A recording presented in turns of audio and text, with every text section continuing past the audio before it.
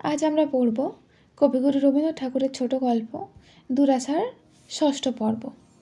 এই পর্বে আমরা জানব নবাবপুত্রী আমাদের গল্পের কথককে তার বাকি জীবন সংগ্রাম সম্পর্কে আর কী কী বললেন। তিনি পুনরায় কিছু আরম্ভ করেছিলেন কেশরলাল সম্পর্কে। তো আজ এই পর্বে আমরা ওটাই জানব। তো চলুন শুরু করা যাক। তিনি পুনরায় আরম্ভ করিলেন, কেশরলালের সংবাদ আমি প্রায় পাইতাম, কিন্তু কোনো মতেই তাহার সাক্ষাৎ লাভ করিতে পারি নাই। তিনি তাঁটিয়া টুপির তলে মিশিয়া সেই বিপ্লবাচ্ছন্ন আকাশতলে অকস্মাৎ কখনো পূর্বে, কখনো পশ্চিমে, কখনো ঈশানে, কখনো নৈঋতে বজ্রপাতের মতো মুহূর্তের মধ্যে ভাঙিয়া পড়িয়া মুহূর্তের মধ্যে অদৃশ্য হইতেছিলেন। আমি তখন যোগিনী সাজিয়া কাশীর শিবানন্দ স্বামীকে পিতৃ সম্বোধন করিয়া তাহার নিকট সংস্কৃত সাধ্য অধ্যয়ন করিতেছিলাম। ভারতবর্ষের সমস্ত সংবাদ তাহার পদতলে আসা সমাগত হইত। আমি ভক্তিভরে শাস্ত্র শিক্ষা করিতাম এবং মর্মান্তিক উদ্বেগের সহিত যুদ্ধের সংবাদ সংগ্রহ করিতাম। ক্রমে ব্রিটিশ রাজ হিন্দুস্থানের বিদ্রোহ বহ্নি পদতলে দলন করিয়া নিবাইয়া দিল। তখন সহসা কেশরলালের সংবাদ আর পাওয়া গেল না। ভীষণ প্রলয়ালোকের রক্তরশ্মিতে ভারতবর্ষের দূর দূরান্ত হইতে যে সকল বীরমূর্তি ক্ষণে ক্ষণে দেখা যাইতেছিল, হঠাৎ তাহারা অন্ধকারে পড়িয়া গেল। আমি আর থাকিতে পারিলাম না। গুরুর আশ্রয় ছাড়িয়া ভৈরবী বেশে আবার বাহির হইয়া পড়িলাম। পথে পথে তীর্থে তীর্থে মঠে মন্দিরে ভ্রমণ করিয়াছি, কোথাও কেশরলালের কোনো সন্ধান পাই নাই। দুই একজন যাহারা তাহার নাম জানিত কহিল, সে হয় যুদ্ধে না হয় রাজদণ্ডে মৃত্যু লাভ করিয়াছে। আমার অন্তরাত্মা কহিল, কখনো নহে, কেশরলালের মৃত্যু নাই। সে ব্রাহ্মণ, সে দুঃসহ জলদগ্নি, কখনো নির্বাণ পায় নাই। আমার আত্মাহুতি গ্রহণ করিবার জন্য সে এখনো দুর্গম নির্জন যজ্ঞবেদিতে ঊর্ধ্বশিখা হইয়া জ্বলিতেছে। হিন্দু শাস্ত্রে আছে, জ্ঞানের দ্বারা তপস্যার দ্বারা শূদ্র ব্রাহ্মণ হইয়াছে। মুসলমান ব্রাহ্মণ হইতে পারে কিনা সে কথার কোনো উল্লেখ নাই।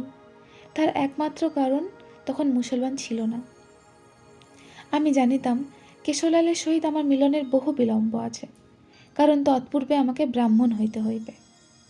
একে একে 30 বৎসর উত্তীর্ণ হইল। আমি অন্তরে বাহিরে আচারে ব্যবহারে কায়ে মনোবাক্যে ব্রাহ্মণ হইলাম। আমার সেই ব্রাহ্মণ পিতামহী রক্ত নিষ্কলুষ তেজে আমার সর্বাঙ্গে প্রবাহিত হইল। আমি মনে মনে আমার সেই যৌবনারম্ভের প্রথম ব্রাহ্মণ, আমার যৌবন শেষের শেষ ব্রাহ্মণ, আমার ত্রিভুবনের এক ব্রাহ্মণের পদতলে সম্পূর্ণ নিঃসংকোচে আপনাকে প্রতিষ্ঠিত করিয়া এক অপরূপ দীপ্তি লাভ করিলাম। যুদ্ধ বিপ্লবের মধ্যে কেশরলালের বীরত্বের কথা আমি অনেক শুনিয়াছি, কিন্তু সে কথা আমার হৃদয় মুদ্রিত হয় নাই। আমি সেই যে দেখিয়াছিলাম, নিঃশব্দে জ্যোৎস্না নিশীথে নিস্তব্ধ যমুনার মধ্যস্রোতে একখানি ক্ষুদ্র নৌকার মধ্যে একাকী কেশরলাল ভাসিয়া চলিয়াছে, সেই চিত্রই আমার মনে অঙ্কিত হইয়া আছে। আমি কেবল অহরহ দেখিতেছিলাম ব্রাহ্মণ নির্জন স্রোত বাহিয়া নিশিদিন কোন অনির্দেশ রহস্যাভিমুখে ধাবিত হইতেছে। তাহার কোনো সঙ্গী নাই, সেবক নাই, কাহাকেও তার কোনো আবশ্যক নাই। সেই নির্মল আত্মনিমগ্ন পুরুষ আপনাতে আপনি সম্পূর্ণ। আকাশের গ্রহ চন্দ্র তারা তাহাকে নিঃশব্দে নিরীক্ষণ করিতেছে। এমন সময় সংবাদ পাইলাম, কেশরলাল রাজদণ্ড হইতে পলায়ন করিয়া নেপালে আশ্রয় লইয়াছে। আমি নেপালে গেলাম। সেখানে দীর্ঘকাল বসবাস করিয়া সংবাদ পাইলাম, কেশরলাল বহুকাল হইল নেপাল ত্যাগ করিয়া চলিয়া গিয়াছে, কেহ জানে না। তাহার পর পাহাড়ে পাহাড়ে ভ্রমণ করিতেছি। এ হিন্দুর দেশ নহে। ভুটিয়া লেপচাগণ শ্লেচ্ছ, ইহাদের আচার ব্যবহার আচার বিচার নাই। ইহাদের দেবতা, ইহাদের পূজার্চন বিধি সকলই স্বতন্ত্র।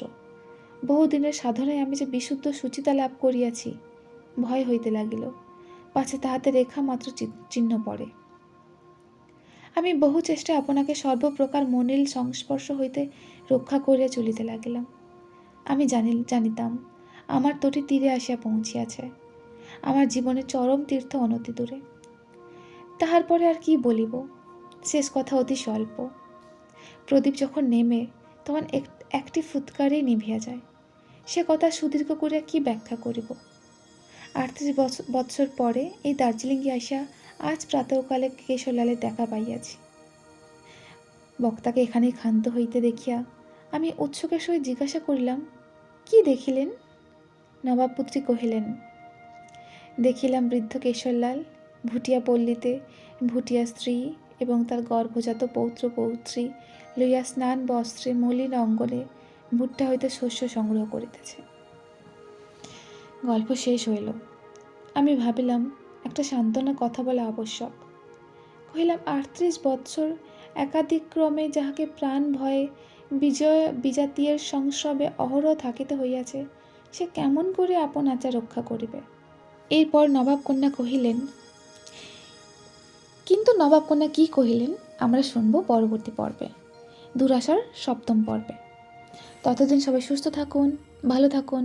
ধন্যবাদ।